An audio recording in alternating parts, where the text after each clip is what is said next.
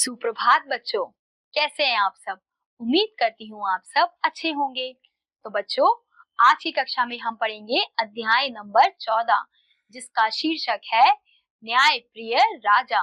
तो सबसे पहले हम पाठ का उद्देश्य पढ़ते हैं। किसी भी राजा का राज्य छोटा हो या बड़ा, इससे कोई फर्क नहीं पड़ता, किंतु राजा का न्याय प्रिय होना अति आवश्यक है।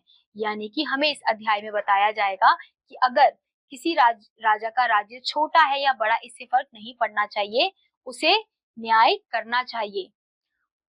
तो चलिए पाठ को शुरू करते हैं। बात बहुत पुराने समय की है। किसी गांव में एक लालची साहूकार रहता था। उसका एक कुआं था। एक दिन उसने वह कुआं एक सीधे साधे ब्राह्मण को बेच दिया। दूसरे दिन जब वह ब्राह्मण उस कुएं से पानी भरने के लिए आया, तो साहूकार ने कहा, तुम इस कुएं से पानी नहीं भर सकते। हैरान होकर, श्रीमान, कल ही तो यह कुआं मैंने आपसे खरीदा था। फिर साहूकार ने कहा, ठीक है, तुमने यह कुआं खरीदा है, इस कुएं का पानी तो नहीं खरीदा। तुम केवल कुएं के मालिक हो, मैं कुएं के पानी का मालिक हूँ। अगर तुम्हें कुएं में से पानी लेना हो तो एक बाल्टी पानी के 100 रुपए देने होंगे।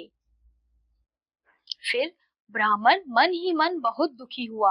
वह सीधा राजा के पास पहुंचा और न्याय की भीख मांगने लगा। राजा ने सारी बात सुनने के बाद साहूकार को बुलाया और उससे भी पूरी बात विस्तार पूर्वक सुनी। फिर राजा ने साहूकार से पूछा, अब उस कुएं का मालिक कौन है? साहूकार ने बोला, महाराज, उस कुएं का मालिक तो ब्राह्मण है, लेकिन उस कुएं के पानी का मालिक मैं हूँ। राजा साहूकार की चालाकी समझ गया। उसने पूछा, वह कुआं तो ब्राह्मण का है ना, और उस कुएं का पानी आपका है? जी महाराज, दोनों ने उत्तर दिया।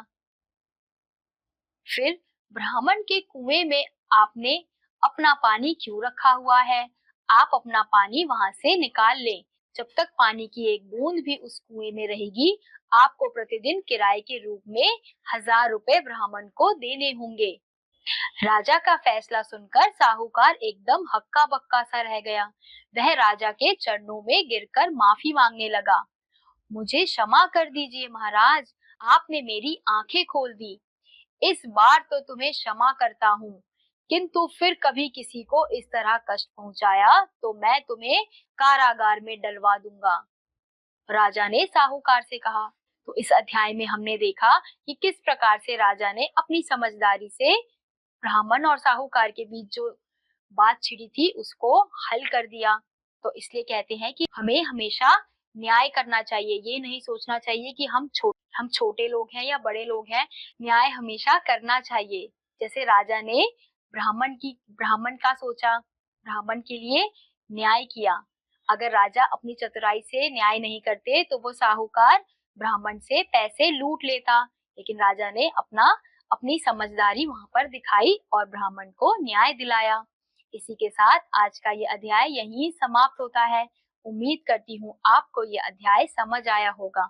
मैं आपसे मिलूंगी अगली कक्षा में, तब तक के लिए बाय।